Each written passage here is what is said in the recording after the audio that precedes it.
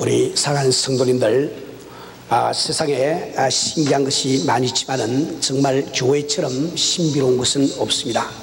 정말 여러분과 나 같은 죄인들이 모인 이 무리인데, 우리 하나님께서 음부의 권세가 이기지 못하는 권세를 이 속에 허락하시고 우리에게 천국 문을 열 수 있는 이런 권세를 주신 것을 생각하면 얼마나 참 신비롭고 정말 참 신기한지 이루 말할 수가 없습니다. 우리 은혜 교회가 참 주께서 주시는 이런 모든 권세를 가지고 참 오늘까지 복음 사업을 하며 많은 영혼을 주님 앞으로 인도한 것을 정말 주 앞에 영광을 돌립니다. 저는 참 여러분의 목회자로서 우리 교회 적어도 3분의 2 이상 되는 성도님들이 이 어느 교회에 처음 나오셔서 예수를 영접하고 구원받은 이 사실을 참으로 자랑스럽게 생각을 합니다. 또 뿐만 아니라 우리가 주님의 뜻을 따라서 세계 방방곡곡에 선교사를 파송하고 선교하고 있는 이 일을 참으로 자랑스럽게 생각을 합니다. 오늘 이 은혜교회가 있기까지 우리 성도들 한 분 한 분이 참 공헌하신 그 공헌을 이루 다 말로 참 이렇게 치사를 할 수 없으라고 생각을 합니다. 여러분들이 뿌린 눈물이, 여러분들이 뿌린 그 땀이 씨앗이 되어서 오늘 같은 이 은혜교회가 이룩된 것을 생각할 때 얼마나 감사한지 이루 말할 수가 없습니다.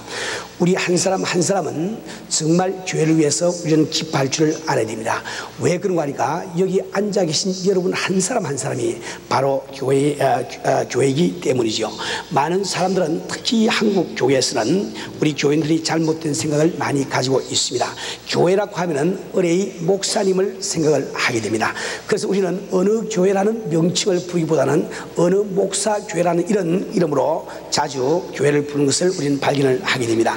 저는 사람들이 김광신 목사교회라는 말을 절대로 쓰지 아니하고 은혜교회라고 쓰는 것을 얼마나 감사하게 생각하는지 이루 말할 수 없어요.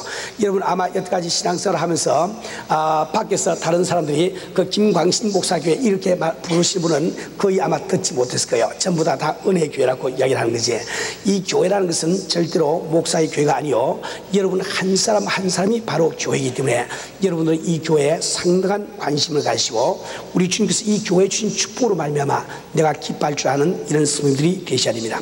어떤 목사님이 어느 도시에 새로 부임을 해갔습니다. 그 교회를 가보았더니 교인들이 참 죽은 교인들처럼 아무런 힘이 없습니다. 교회 추수도 잘 하지 않냐고 전혀 열심이 없습니다. 이 목사님이 아무리 몇 주일 도리를 해봐도 도무지 변동이 없어요. 그래서 이 목사님이 생각을 하고 기도를 하다가 좋은 아이디어가 떠올랐어요. 그래서 일간지에 일간지에 광고를 냈습니다. 몇 월 며칠 주일날 어느 교회, 그 교회 이름을 대면서 이 모 교회의 장례식을 거행하겠으니 여러 교인들은 참석해 주기 바랍니다. 광고를 냈단 말이야. 교인들이 그 신문을 받아보고 깜짝 놀랐어요. 아니 교회 장례식이라니, 여태까지 사람이 죽은 장례식은 가봤는데 도대체 이 교회 장례식이 무슨 말인가. 그렇게 생각하고 전부 다 교인들이 놀라서 예배 다 참석했습니다. 목사님은 아주 엄숙하게 장례 예식을 다 이제 거행합니다. 그 예배를 갖다 장례 의식으로 인도를 한단 말이야. 그게 완전히 다 끝나고 난 다음에 이제 장례식 때 마지막으로 우리 모든 사람들이 조객들이 나와서 그 돌아가신 분을 마지막으로 보는, 관속에 드는 그 돌아가신 분을 보는 시간이 있지 않습니까? 이제 그 시간이 됐어요. 그랬더니 목사님 하신 말씀이 이제 참 우리 교회 장례식을 지나면서 이제 마지막으로 우리 교회 모습을 볼 수 있는 기회가 왔습니다. 우리 한 분 한 분 성도들 나와서 이제 영원히 떠나는 참 이 교회를 한번 바라보시길 바랍니다. 그러니까 한 사람 한 사람 다 이렇게 불러냈습니다. 교인들이 참 이상한 생각을 가지고 호기심을 가지고 한 사람 앞에 나왔어요. 도대체 관속에 목사님이 뭘 집어넣어 놓고 지금 마지막 고인을 갖다가 마지막 진포라고 이야기하는지 아주 궁금하대 말입니다. 그 호기심을 가지고 그 앞에 나온 모든 사람들이 한 사람처럼 그 관을 들여다보고는 그 표정이 숙연해지면서 고개를 숙입니다. 뒤에서 구경하고 있던 사람이 참 이상하게 생각, 뭘 집어넣었길래 저렇게 사람들이 다 이제 숙연해질까. 그래서 자기 차례가 왔을 때 나가 보니까 그 관 속에는 다른 것이 있는 것이 아니고 큰 거울이 하나가 들어있어요. 저러다 보니까 그 속에 자기 얼굴이 보인다 말이야. 교회가 죽었다는 것은 바로 당신이 죽었다는 뜻이야. 우리 교회는 한 사람 한 사람이 살 때 교회는 살고, 우리 한 사람 한 사람이 죽을 때 교회는 죽는 겁니다. 우리 교회의 주인은 반드시 바로 여러분임을 내가 깨닫고 정말 이 교회의 부흥이나 교회의 이 참 내리신 축복으로 말미암아 내가 기뻐할 수 있는 이런 성도들이 되셔야 됩니다. 뿐만 아니라 오늘 우리 총동원주의를 우리 맞이해서 우리 한 사람 한 사람이 좀 더 교회에 관심을 가져야만 되겠습니다. 우리가 교회에 관심을 가져야 되는 이유는 하나님께서 이 지상에 있는 모든 것 가운데 이 교회에 가장 큰 관심을 가지고 있습니다. 그것은 무엇인가? 우리 하나님께서 창세기부터 계시록까지 역사하신 이 모든 역사는 인류를 구원하시기 위한 구속의 역사입니다. 그 구속의 역사를 우리는 은혜라고 부르는 거예요. 이 성은 절망 가운데 빠져있고 이 성은 암흑 가운데 처해 있습니다. 모든 사람들이 이 세상에 이 인류의 해결책이 없을까 연구를 하고 있지만 우리 암흑된 이 세상의 해결책은 오직 주님 한 분밖에 계시지 않은 겁니다. 주님께서 바로 주신 그 은혜 위에는 이 인생 문제를 해결할 길이 도무지 없는 겁니다. 그런데 우리 하나님께서는 이 교회를 세우시고 이 교회를 세상을 향해서 이 은혜를 전달할 수 있는 채널로 삼고 계시기 때문에 우리 하나님께서는 이 교회를 참으로 중요하게 생각하고 관심을 가지고 계시는 거죠. 바로 교회의 성패라는 것은 하나님의 정륜의 성패를 이야기를 해야 되는 겁니다. 교회가 성공한다는 그 뜻은 하나님께서 그 모진 대가를 치르시고 우리 인류에게 주기 원하시는 그 은혜, 하나님의 경륜이 성공한다는 뜻이요, 우리 교회가 실패한다는 그 뜻은 하나님께서 이미 참 엄청난 대가를 치르셨지만은 그로 말미암아 인간에게 주기를 원하는 그 은혜, 즉 하나님의 경륜이 실패로 돌아간다는 뜻이 되는 겁니다. 그렇기 때문에 우리는 이 교회에 지대한 관심을 가져야만 됩니다. 그뿐만 아니라 이 교회는 지상에 있는 그리스도의 몸임을 우리가 잘 알고 있어요.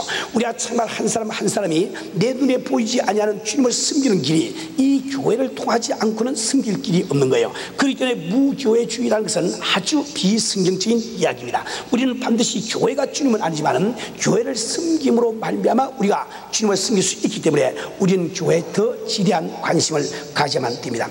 여러분들이 믿는 성도들을 보면은 안 믿는 세상 사람들은 할 수가 없지만 교회를 다니는 믿는 성도들을 보시면 여러분들은 교회에 충성하며 아주 비가 오나 눈이 오나 아주 날씨가 깨이나 구지나 관계없이 좋은 일이 있거나 슬프기가 관계없이 그냥 꾸준히 그 한 교회를 섬기면서 충성하고 있는 그 사람은 언젠가 드디어 차차 그 심령이나 육신이나 가정일이나 모든 사업이 축복받는 것을 우리가 보게 됩니다. 그런데 우리가 참 이렇게 자이든 타이든 내가 잘못해서 그렇든 교회가 잘못해서 그렇든 간에 내가 시험이 들어서 참 이렇게 교회 생활을 올바르게 하지 못할 때는 내게 그 축복이 임하지 않은 것을 우리는 너무나 잘 알고 있단 말입니다.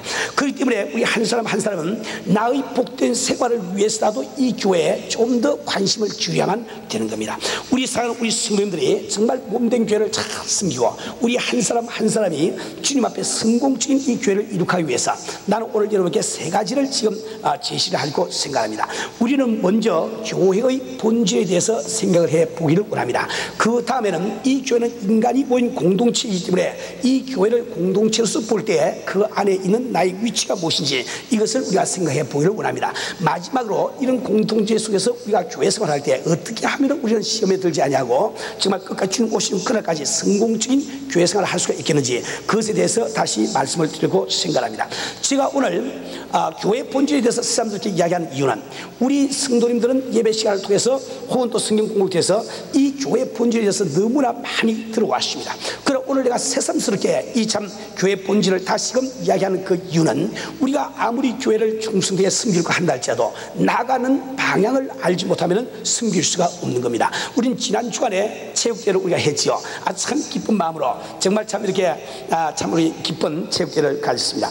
그때 줄다리기를 할 때 이렇게 어떤 집사님이 제게 그런 말씀을 하세요. 지금 저 팀은 지금 반드시 질 것입니다. 그 왜 그렇습니까? 그랬더니 지금 다 땡기려고 하는 사람들이 힘은 다 세고 몸은 다 이렇게 큰데 전부 다 지금 쓰이는 것이 각자 다른 방향으로 써가지고 저분들이 줄을 땡기면 반드시 한 방향으로 땡기지 않고 자기 앞으로 땡길 거란 거예요. 그러니까 이 힘이 분산돼 버리니까 그건 아주 이렇게 질 것 같고 말이야. 그런데 정말 그 팀이 지는 것을 보았어요. 우리가 같이 줄다리기를 하더라도 그 참 15, 30 사람이 같은 방향으로 당겨야지 자기 앞으로 이렇게 당기면 힘이 분산돼 가지고 이길 수가 없는 거죠. 이와 꼭 마찬가지로 우리는 성심성의를 다해서 교회에 우리 충성하기를 원하지만은 그 교회의 본질이 무엇인지 알지 못하면 어느 방향으로 내가 충성해야 되는지 이걸 알지 못하기 때문에 충성을 하려고 하면 할수록 교회는 분쟁이 더 크게 벌어지고 만다 이 말입니다. 이 음악 연주를 할 때 아주 재미있는 에피소드가 있습니다. 아마 여러분 가운데 아시는 분도 계시겠지만은 이 레오폴드 스토코프스키라는 아주 유명한 지휘자가 있습니다. 이 유명한 지휘자가 필라델피아 이 오케스트라를 지휘를 하면서 베토벤의 오버처, 그 베토벤의 서곡을 연주한 적이 있습니다. 그 서곡 가운데는 아주 그 특수한 것이 트럼펫 주자가 그 중간에서 저 이 무대가 아니고 저 관객 제일 뒤에서 트럼펫을 연주를 솔로를 시작을 하게 되어 있거든요. 이것이 그 곡의 아주 특색이라 말이에요. 이 스토코프스키가 아주 있는 정열을 다해서 아주 그 참 오케스트라를 지휘를 합니다. 아주 그 참 아름다운 화음이 아주 그 음악들을 다 이렇게 참 이렇게 압도하고 채웠단 말이에요. 그런데 드디어 이제 참 클라이막스가 돼서 저 관중 속에서 말이지 이제 트럼펫 솔로가 쫙 나올 장면인데 그 장면이 됐을 때 이 스토코프스키를 뒤로 탁 돌아서고 서서 그 트럼펫 주자가 있기로 되어 있는 그 자식을 향해서 큐를 탁 줬단 말이에요. 그런데 트럼펫 소리가 울려 나오지 않습니다. 아니 다시 줘도 울려 나오지 않단 말이에요. 이게 무슨 방식입니까? 아주 막 스토코프스키가 아주 막 얼굴이 빨개져서 아주 막 큰일 났단 말입니다. 심포니가 다 이제 다 망가져버리고 말았단 말입니다. 그런데 트럼펫들을 지금 불기로 되어 있는 그 트럼펫 주자는 그 주자대로 아주 곤욕을 치고 있어요. 왜 그런가? 그는 지금 자기가 지금 연주해야 될 대목이 지금 오니까 한 몇 소절 앞에서 준비하기 위해서 트럼펫을 끄집어내서 이것도 해보고 그 다음에 또 제가 탁 해가지고 일어서가지고 이제 탁 불 준비를 하고 있는데 바로 그 옆에 그 극장에 수리가 서 있다가 뒤에서 와서 뒤 팔을 갖다 탁 펴서 딱 잡아버렸어요. 두 발을 딱 잡아가지고 이 미친 녀석이 우리 위대하신 스토코프스키 선생님이 지금 지휘를 하고 있는데 어디서 네가 이 연주를 마치고 여기서 지금 트럼펫 가져서 불을 그러냐고 이름을 잡고 아무리 사직해도 놓아주지 않는데 말이에요. 그래서 끝까지 불지를 못하고 말았어요. 그 심부리가 다 망가져버리고 말았단 말이지. 그 수위는 자기대로 참 그 스토코프스키 선생님을 도와주기 위해서 그렇게 했지만은 그 음악 내용을 진짜 알지 못하니까 그만 다 망가버리게 하는 결과 되어버리고 말았단 말입니다. 이처럼 우리는 정말 이 교회의 본질을 우리가 알지 못할 때 나는 그 교회를 위해서 제안을 하고 그 교회를 위해서 열심을 부리는 것이 그 교회를 돕는 길이 되지 않냐고 오히려 반대가 되는 길이 참 많이 있습니다. 그래서 이 성경 말씀은 제가 이 문제를 길게 이야기 안 하겠습니다만 여하튼 이 교회의 본질이라는 것은 바로 예수는 그리스도시요 그분은 하나님의 아들이시라는 이 믿음 위에 서 있다는 겁니다. 우리 주님의 교회, 이 성경 말씀에는 광야교회라는 말도 나와요. 이스라엘 백성들이 광야를 참 이렇게 방황할 때 그것을 광야교회라고 부르고 있지만 그 광야의 교회는 그런 교회는 주님의 교회가 아닙니다. 우리 주님께서는 지금 그 베드로의 고백을 들으시고 이 반석 위에 내 교회를 세우라 미래형으로 말씀을 하고 있단 말입니다. 그러니까 이 우리 이 신교 우리가 알고 있는 이 교회는 바로 예수는 그리스도시요 하나님의 아들이시라는 이 고백 위에 서 있는 거예요. 이 교회가 존재하는 그 목적은 바로 예수는 그리스도시요 살아계신 하나님의 아들이시라는 그 예수의 신분을 우리가 고수하고 그 신분을 다른 사람에게 알려주기 위해서 우리 교회가 존재를 하는 겁니다. 그렇기 때문에 이 본질을 우리가 알 때 교회를 돕는 방향이라는 것은 바로 예수가 하나님의 아들이심을 세상 사람들로 하여금 알게 하고 알게 해서 믿게 함으로 말미암아 그들을 구원하려고 하는 것 우리에게 동화시키려고 하는 것이 이 교회의 근본 목적이라는 것이 그것을 우리가 안다 이 말입니다. 그래서 우리가 참 교회를 섬기고 우리가 교회를 기도를 하고 봉사를 하더라도 어떻게 하면 우리 교회가 전도하는데 내가 이익을 감당할 것인가. 내가 나가서 직접 전도를 하지 않아도 좋아요. 전도의 은사가 없는 분들은 전도를 못한다 이 말이에요. 그러나 내가 지금 교회에 나와서 예배를 드리고 참 이렇게 헌금을 하고 또 봉사를 하고 참 이렇게 청소를 하고 이렇게 할 때 이 모든 것이 우리의 그 궁극적인 목적은 영혼 구원 사업에 있어야 되는 거예요. 어떻게 하면 내가 섬김으로 말미암아 내가 하는 모든 일을 통해서 우리 교회가 선교를 더 잘하게 하고 그 방향 감각을 가지고 우리가 주님을 섬길 때 교회 생활을 올바르게 할 수 있는 거란 말이에요. 두 번째로 우리가 이 교회에 관심을 갖기 위해서 이 교회라는 것은 공동체라는 것을 알아야 됩니다. 기독교 공동체라는 것을 알아야 돼요. 우리 하나님께서는 우리 한 사람 한 사람을 자녀로 부르시고 이 지상에서 지금 이렇게 신앙생활을 하게 하고 있지만 우리 하나님은 두 가지의 관심이 있습니다. 내 한 사람 한 사람이 개인적으로 올바른 신앙생활을 하기를 원합니다. 그래서 우리는 경건 생활을 하기를 원하는 것이요. 내 개인이 예수를 닮아가는 성결 생활을 하면서 내가 참 내한테 주어진 그 참 여건 안에서 최대한으로 주의 복음을 전해서 이 전도 사업을 하려고 하는 이런 그 개인의 신앙 그 생활하는 이 측면이 있는가 하면 우리 하나님께서는 우리 믿는 사람 한 사람 한 사람을 이 기독교 공동체 속에 집어넣어서 다 단체의 일원으로서 일하게 하기를 원한다 이 말입니다. 우리 하나님께서 왜 그렇게 원하시는 거니까 하나님께서 구속하신 우리 한 사람 한 사람은 하나님께서 생명보다 더 상하는 자녀가 되는 거죠. 그러니까 하나님께서는 자기의 자녀들이 함께 뭉쳐서 일하기를 원하는 겁니다. 그래서 이 기독교라는 것은 이 기독교 공동체를 이룩하고 그 공동체를 통해서 복음이 전파되는 이런 그 참 이 길을 택하고 있는 거예요. 그런데 우리가 이 교회의 일원으로서 은혜교회의 일원으로서 우리가 교회를 섬길 때는 이 교회를 기독교 공동체로 알고 우리가 섬겨야 됩니다. 그렇기 때문에 이 공동체에 대해서 여러분이 두 가지 사실을 꼭 기억을 하셔야 돼요. 이것은 여러분이 올바른 신앙생활을 하고 올바른 교회생활을 하기 위해서 대단히 필요한 것입니다. 오늘 이 가운데 앉아 계신 어느 분이 내가 참 교회생활을 어떻든지 나는 시험이 들어가면서 교회생활을 하리라, 나는 어떻든지 참 은혜교회에서 재미없는 신앙생활을 하리라, 이런 사람 한 분도 안 계실 거예요. 우리 한 사람 한 사람이 다 만족스러운 신앙생활, 교회생활, 희망찬 이 교회생활, 정말 이 성장하는 열매 있는 이런 교회생활을 하기를 원하실 거예요. 그렇게 우리가 하기를 원한다고 하면은, 내가 진정으로 그 교회생활을 잘 하기를 원한다고 하면은 오늘 제가 드린 말씀을 잘 들으시길 바랍니다. 첫 번째로 우리가 기독교 공동체인 이 교회에 대해서 우리가 알아야 되는 것은, 이 교회라는 것은 나 같은 부족한 인간들이 모인 곳이 공동체입니다. 아무리 주의 성이 함께 하신다 할지라도 구성하고 있는 사람들은 우리 같은 인간들 아니야 말이에요. 그렇기 때문에 이 공동체는 어떤 기독교 공동체를 막론하고 역사상에 하나님이 원하시는 이상 상태에 도달된 그런 공동체는 없는 겁니다. 그렇기 때문에 여러분들이 이 공동체를 바라볼 때 여러분이 판단의 눈으로 바라보시면 반드시 실망을 하게 되어 있는 겁니다. 우리 지금 한 사람 한 사람을 모여서 이 교회를 이룩하고 있지만은 모인 우리 한 사람 한 사람이 부족한 사람들이 아니야 말이에요. 저는 지난주에 어떤 주간지 기자가 와서 저하고 인터뷰를 하면서 제게 그런 질문을 했습니다. 여러분이 잘 아시는 대로 요즘 그 참 짐 베이커 목사님 사건이든지 혹은 지미 수아갓 목사님 사건으로 정말 참 기독교계뿐만 아니라 세상이 떠들어간 것을 여러분 잘 알고 있습니다. 그 유명한 그런 그 목사님들이 섹스 스캔들이 이렇게 그 참 이렇게 뭔가 이게 공표가 될 때 참 모든 사람들이 이 아연 실색하는 이런 것을 우리가 다 알고 있습니다.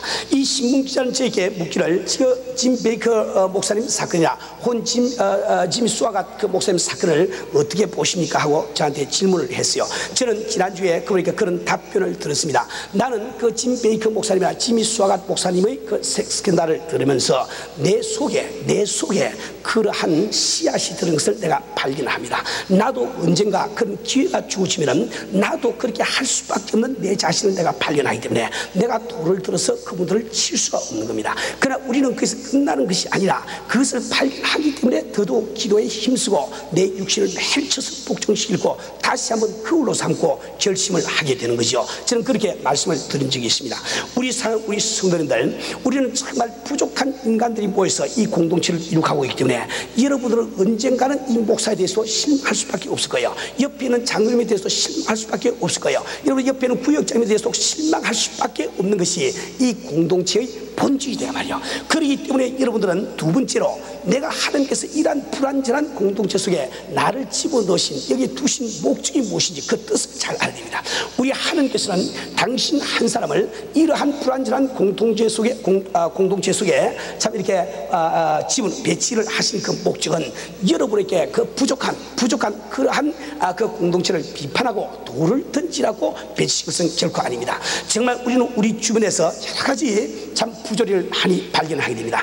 예수를 믿노라 하는 이 교회 안에서 말할 수 없이 많은 부조리를 발견을 하게 된단 말입니다. 그러나 우리가 그 부조리를 향해서 돌을 던지라고 우리를 이곳에 배치신 것은 아닙니다. 우리 주님은 말씀하시기를 내 눈안에 있는 들보를 보지 못하고 왜 너는 남의 티를 빼려고 하느냐, 우리 주님 말씀하시기를 잘 기억을 하고 있을 거예요. 어떤 부조리를 보는 우리 마음속에도 그 부조리를 행할 수밖에 없는 그 씨앗이 내 속에 들은 것을 우리는 알기 때문에 우리는 그러한 그 불완전한 공동체에 돌을 던지는 것이 아니라 우리 주님께서 그 불완전한 공동체를 하나님이 원하시는 이상 상태로 끌고 가게 하기 위해서 나를 이곳에 배치신 것을 반드시 깨달아야 된단 말이야. 그래서 우리는 그 불완전한 것을 볼 때마다 내가 이 불완전한 상태를 하나님이 원하시는 완전 상태로 끌고 가기 위해서는 내가 무엇을 해야 되는 것이고 그것을 우리가 생각하게 되는 겁니다. 그래서 정말 내가 할 수 있는 일은 이제 기도밖에 없다고 발견한 그 사람은 그 참 부조리에 대해서 이야기를 하지 않고 조용하게 머릿속에서 그 사람 기도를 시작할 거예요. 그때 주님의 능력이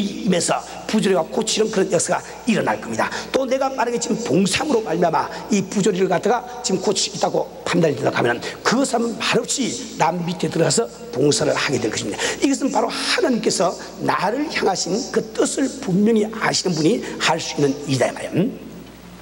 사랑하는 우리 성도님들, 우리는 정말 이 교회의 일원이 돼가지고 이 교회를 섬기면서 우리는 정말 시험에 들지 않으려고 정말 즐거운 참 이 열매 맺는 이런 신앙생활을 우리가 하기 위해서는 이 사실을 반드시 여러분이 기억을 하셔야 되는 겁니다. 여러분이 그렇기 때문에 마지막으로 우리가 이 공동체 속에서 올바른 신앙생활, 참 이렇게 참 기쁜 이 신앙생활, 시험에 들지 않을 이런 신앙생활을 하기 위해서 여러분이 반드시 기억해야 될 것이 한 가지 있습니다. 그것은 뭔가 하니까 여러분이 가진 선악의 원리를 버려야 된다는 것이에요. 우리 모든 사람들은, 이 교회 밖에 있는 사람들은 선악의 원리를 가지고 살고 있습니다. 무엇이 옳으냐 무엇이 그러냐 그 시비를 가리는 그것으로서 세상은 다 유지가 되어가고 있는 거예요. 그런데 이 교회 안에서는 선악의 원리를 따지지 말라고 성경이 이야기하고 있습니다. 아브라함이 이삭을 데리고 모리아산으로 갈 때 인간이 가진 기준을 가지고 보면 그건 선한 일이 될 수가 없습니다. 어떻게 자기 아들을 잡아서 번제로 드는 것이 선한 일이 될 수가 있습니까? 그러나 이 성경 말씀은 그것을 선한 일로 지금 규정을 짓고 있지 않습니까? 그렇기 때문에 이 성경이 말씀하시는 선악과 인간이 말하고 있는 그 선악은 전혀 다른 것을 알아야 됩니다. 이 성경이 말씀하시는 선악이라는 것은 하나님을 찾아가는 것이 곧 선이요, 하나님으로부터 멀어지는 것이 바로 악임을 이야기를 하고 있습니다. 그런데 우리 인간이 이 선악과를 따먹고 난 다음에 우리는 마귀에게 속아서 우리 자신이 선악의 기준을 가지고 있다고 생각하고 그 내가 가진 그 기준을 가지고 우리는 끊임없이 남을 판단을 하고 있잖아요. 그렇기 때문에 여러분들이 이 판단하는 그 마음을 가지고 선악의, 여러분의 선악의 기준을 가지고 있으면 이 교회 생활에서는 반드시 실패를 하게 되어 있습니다. 여러분이 실패할 수밖에 없는 이유를 저는 두 가지로 들어서 좀 말씀을 드리기를 원합니다. 우리가 인간관계를 맺고 우리가 세상을 살아가죠. 부부지간도 인간관계지요. 이 휴먼 릴레이션십이 이루어진단 말이에요. 우리 교회에 와서 여러분들은 목사님 같으므로 휴먼 릴레이션십, 이 인간관계를 맺고 우리는 살아가야 됩니다. 우리 구역에서 우리 또 친구들끼리 다 인간관계를 우리가 맺고 살아가는데, 이 세상에 존재하는 인간관계는 어떤 인간관계를 막론하고 반드시 6가지 단계를 항상 밟고 있다 말입니다. 6가지 단계를 밟고 있습니다. 여러분, 이 6가지 단계를 잘 기억을 하시고 오늘 내 가정에서 우리는 어느 단계에 와 있는지 이걸 찾아 분석을 해보세요. 내 구역에서 내가 어느 단계에 와 있는지 이걸 잘 분석을 할 줄 알아야 돼요. 내 교회 생활에서 나는 어느 단계에 있는지 이걸 잘 분석해야 된단 말이지. 제일 첫 번째 단계를 뭐라고 부르는 거니까 정상 단계라고 부릅니다. 예를 들어서 남녀가 만나서 결혼을 했어요. 그럼 만난 첫날 저녁에 정상 부부가 정상적인 관계가 된다 말입니다. 그런데 어느 정도 정상적인 관계, 이 단계를 지나다 보면 반드시 그 다음에 이 도달하는 그 단계가 긴장 단계에 도달하게 돼요. 긴장 단계라는 것이 무슨 뜻인가 하니까, 둘이서 결혼해서 아무 생각 없이 살았는데 어느 날 남편이 집에 와 보니까 와이프가 저녁 식사를 안 해놓았어. 그럼 내 생각에 이상하다, 왜 밥을 안 해놓았을까? 이렇게 그 긴장이 탁 된다 말이야. 그 관계 속에서 긴장이 탁 되는 겁니다. 그럼 그 다음부터 그 한 번만 있으면 좋은데 그냥 또 계속 또 일주일 후에 와봤더니 또 밥을 안 줘놨어요. 그 한 달 후에 와도 또 밥을 또 안 줘놨어. 한 3번쯤 그렇게 하고 나면은 그냥 셋째 단계로 들어가게 되는 거예요. 그 셋째 단계에 들어가면 그 셋째 단계라는 것은 의무와 권리를 따지는 단계라고 부릅니다. 의무와 권리를 따지는 단계라고 부른다 말이야. 그럼 남편 생각에 자기도 알지 못하게, 아니 부인은 집에서 도대체 뭐 하는 거야? 이렇게 의무를 따진다 말이에요. 아니 남편이 그냥 하루 종일 일하고 집에 돌아와서 아니 밥도 한 끼니 제대로 못 먹어? 나 그런 권리도 없단 말이야? 사람이 자연적으로 그렇게 생각을 한다 말이야. 그런데 참 이상하게 이 의무와 권리를 따지는 단계에 딱 들어가 버리면은 상대방에 대해서는 의무를 따지고 나한테 대해서는 권리를 따지게 됐어요. 그게 뒤바꾸만 저도 문제는 해결되겠는데 해결이 안 되는 이유는 자꾸 그런 긴장관계에 딱 들어가 버리면 상대방은 의무를 따지고 나한테 대해서는 권리를 따진다 말입니다. 이것은 지금 부부 생활뿐만 아니라 부모 자식 간에도 마찬가지요. 교회 생활도 마찬가지입니다. 나는 목사님 나한테 이렇게 해주라고 생각했는데 그걸 몇 번 안 하고 나면 아니 또 도대체 목사는 월급 받고 뭐 하는 거야? 예, 생각이 그래 딱 들어가 버려요. 아니 내가 이 교회 그래도 11조 하고 있는데 이것도 나 못한단 말이야. 그 자기 권리를 추구하는 그 마음이 생기다 말이야. 그래서 이 의무와 권리를 따지는 그 단계, 이것이 셋째 단계가 되는 거예요. 그러다 보면은 넷째 단계로 들어갑니다. 넷째 단계는 자료 수집의 단계라고 불러요. 그럼 그때부터 이제 저녁 안 해준 그것뿐만 아니라 가만히 있자. 그러고 보니까 빨래도 참 안 해줬지. 아니 그러다 보니까 내가 이제 친한 친구들 데리고 왔는데 친구들 앞에서 날 망신도 줬지. 그 자꾸 이제 참 이렇게 나한테 합당하지 못한 것을 자료를 갖다 자꾸 이제 수집을 하기 시작합니다. 특히 이 공동생활, 이 교회 같은 데서는 그쯤 되면은 자료 수집을 하기 위해서 나와 똑같은 불평을 가지고 있을 만한 다른 집사님이나 다른 교인들에게 전화가 시작된단 말이죠. 전화를 해서 나 이런다는데 당신 어떻게 생각해? 이래서 그걸 자꾸 모은다 말이야. 그게 자꾸 모아지니까 내 마음은 점점 더 불편해지요. 도무지 견딜 수가 없신다 말이야. 그러니까 이제 다섯 번째 단계로 충돌의 단계로 들어가요. 부부싸움도 한번 해보고 교회에서 이제 뭐 그럴 수 있으면 화도 한번 내보고 말이야. 충돌의 단계에 딱 들어가거든. 근데 사람은 또 충돌의 단계를 또 지나고 나면 반드시 타협의 단계로 들어갑니다. 뭐 살기는 살아야 되니까. 그래도 이혼을 못하니까 여하튼 그 칸에서 세들 다운해서 좀 해결을 한다 이 말이에요. 그래서 다시금 정상 단계로 들어가는 것 같은데 그걸 한 바퀴 싹 돌고 나면은 그 다음에 정상 단계부터 다시 또 긴장 단계, 또 이렇게 권리와 의무를 따지는 단계, 또 자료 수집의 단계, 이걸 다 또 거치게 되는데 이제 한 가지 달라지는 것은 이제 첫 번째 그 단계를 돌 때 1년이 걸려서 한 바퀴 싹 돌았으면 두 번째 돌 때는 반년밖에 안 걸려요. 반년에 그게 온다 이 말이야. 그런데 세 번째 돌 때는 반년까지 갈 거 없어. 한 달에 싹 온다 이 말이야. 네 번째쯤 되면 한 달 갈 거 없어. 일주일에 다 돌아온다 이 말이야. 그 다음에 좀 더 가면 매일 하루에 한 번씩 돈다 이 말이야. 그러다 보니까 이거 못 살겠구나, 이혼하자, 이게 다 그렇게 돼버린다 말이야. 우리가 교회 생활을 하다가 교회를 떠나는 이유도 바로 거기 있는 거예요. 그런데 우리는 인간이기 때문에, 부족한 인간이기 때문에 어떤 관계 속에서 내가 기대하는 것이 다 이루어지지가 않습니다. 그렇기 때문에 내가 선악을 가지고 선악의 원리를 가지고 있는 동안은 이 제막기 속에 들어가지 않을 수 없는 거예요. 이것은 마치 인간관계 속에서 불교에서 말하는 윤회와 같다 이 말이에요. 그걸 빠져나올 길이 없다 이 말입니다. 불교에서는 그 윤회를 벗어나는 것을 해탈한다 이렇게 이야기하죠. 정말 우리가 그러한 윤회 속에서 벗어나서 내가 정말 끝까지 교회 생활을 잘 할 수 있는 그 길은 내가 선악의 원리를 버리는 거라. 판단의 눈을 딱 버려버리면 상대방이 내게 실수를 하더라도 잘못을 저지르도 나는 그분을 도와주기 위해서 여기 와 있는 사람이지 그걸 판단하기 위해서 온 것이 아닌 것을 깨달아지니까 그게 다 긴장감이 풀려버려요. 이 둘째 단계로 넘어가지 않고 정상관계를 항상 지속을 할 수가 있다는 거예요. 여러분들이 이 선악의 원리를 가지고 교회 생활을 하면 결국 시험이 들 수밖에 없는 것은 두 번째 이유가 있습니다. 우리 인간은 인간관계를 맺을 때 서로 커뮤니케이션, 이 대화를 하면서 우리는 산다 이 말입니다. 여러 가지 우리는 대화를 통해서, 이 커뮤니케이션을 통해서 교통을 하면서 우리는 인간관계를 유지를 하게 되어 있습니다. 그 교통을 하기 위해서 주로 우리는 말이라는 이 수단을 쓰고 있지만 때로는 우리가 표정도 쓰고 또 몸짓도 쓰게 된다 말이야. 그런데 이렇게 대화를 하는 그 과정은 대단히 복잡합니다. 우리가 알고 있는 것 하고는 굉장히 다르게 복잡하다 이 말입니다. 이것은 마치 우리가 통신을 할 때와 마찬가지로 우리 부부지간에 두 사람이 이렇게 대화를 하거나 또 내가 설교를 하고 있으면 듣거나 이럴 때 이 같은 현상이 전부 다 벌어지는 겁니다. 내가 말을 하고자 하는 사람은 제일 먼저 내가 무슨 말을 할 것인가 생각을 정한다 이 말입니다. 생각을 정하면 우리가 그 생각을 그대로 담아가지고 뜻을 줄 수 있는 길이 없기 때문에 그걸 전달하기 위해서 그 생각을 기호로 변화를 시킵니다. 마치 암호를 우리가 우리가 무전을 칠 때 따단따단 이렇게 하는 거 모양으로 그걸 기호화를 시킨단 말이야.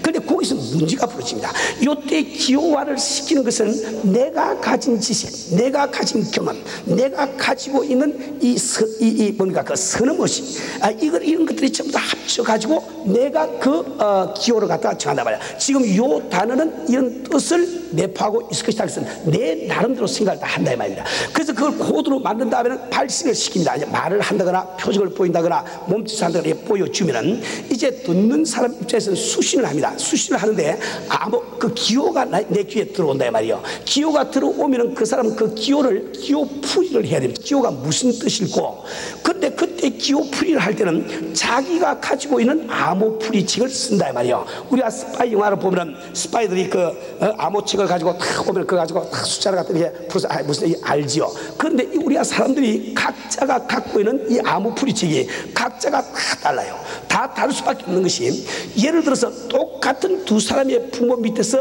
태어난 자녀지만은 똑같은 두 유전인자를 가지고 태어난 자식인데 그 자식 가운데서 똑같은 둘이가 태어날 수 있는 확률을 생물학자들은 6천만 분지 1이라고 이야기를 합니다.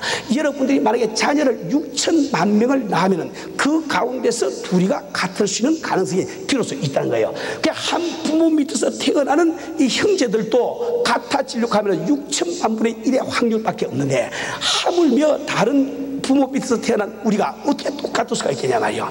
그러니까 우리가 갖고 있는 이 암호풀이식이 다 달라요. 다르니까 저 사람은 이런 뜻으로 이야기했는데 나는 얼마든지 이렇게 오해를 하고 화가 날 수가 있다 말이에요. 그러니까 이 선악의 원리를 버리지 아니하면 어차피 우리는 시험을 받고 살게 돼 있다 말이지.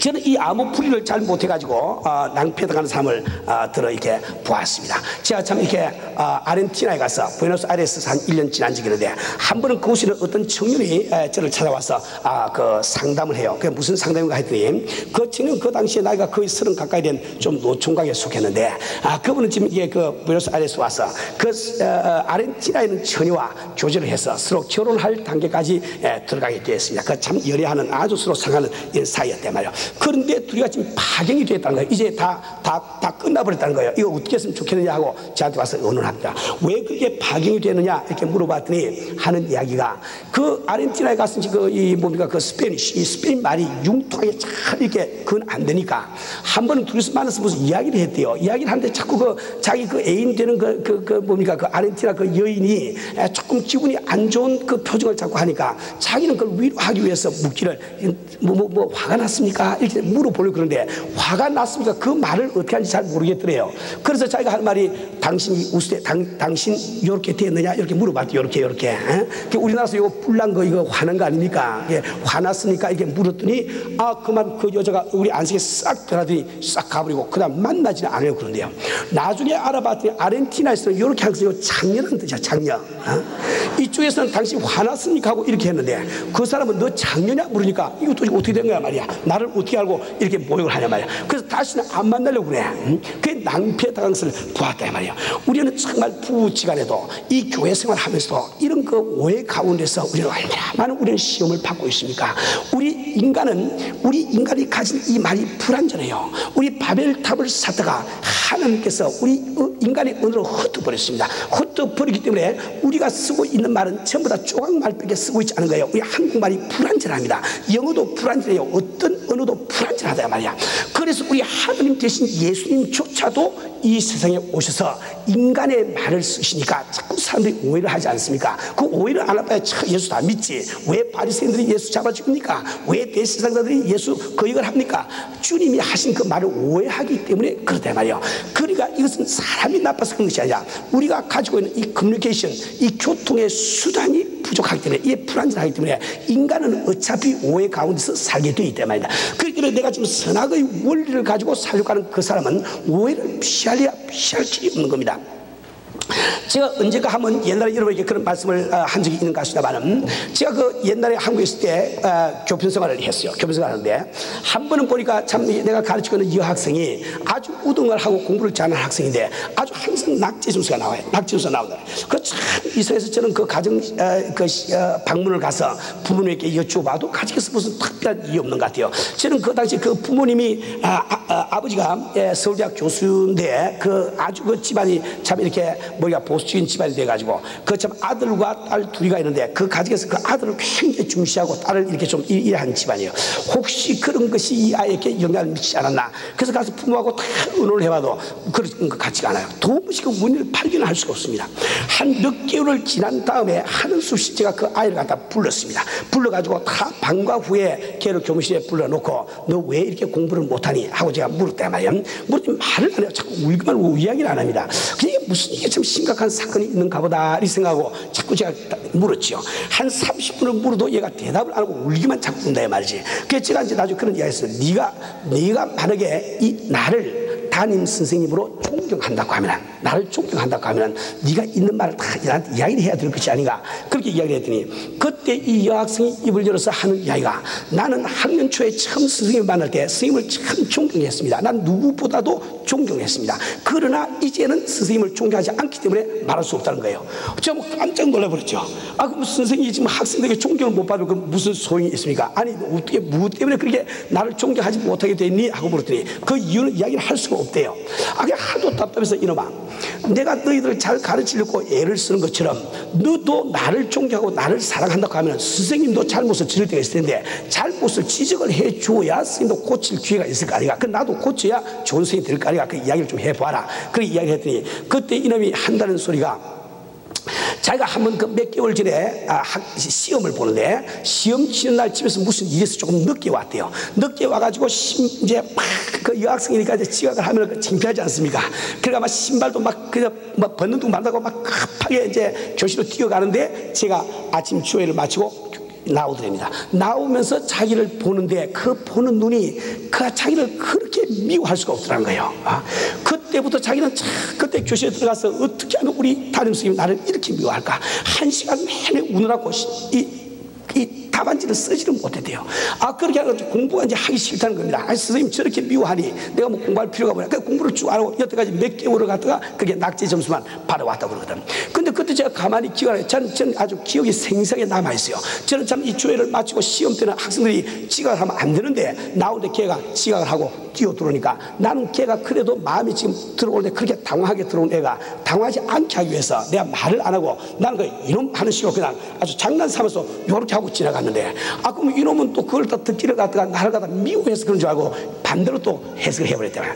그래서 내가 그 애한테 사정사정하고, 이놈아 그게 그런 것이 아니고 선생님이 이래서 내게 그래 하지 않았니? 그걸 참 설득시켜가 애를 먹었대 말이에요. 그 참 이렇게 몇 시간이 걸려가지고 겨우 설득을 해놓고 나니까 그 다음부터 이놈이 또 우등을 또 하기를 또 시작합니다.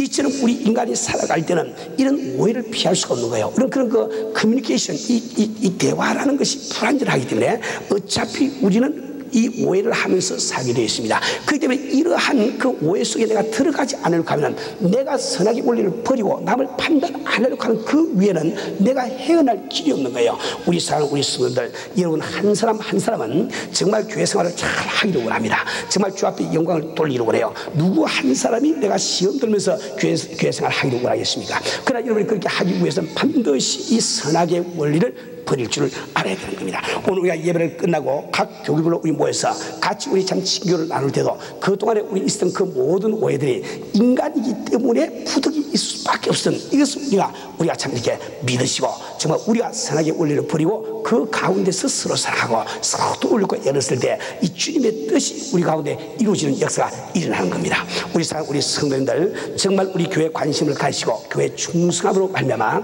주님께서 이 교회를 향하신 그 뜻을 우리가 이루어드리고, 우리도 주님께서 나 한 사람을 위해서 예비하신 모든 축복을 받아서 사는 여러분 되시길 주님으로 축원합니다.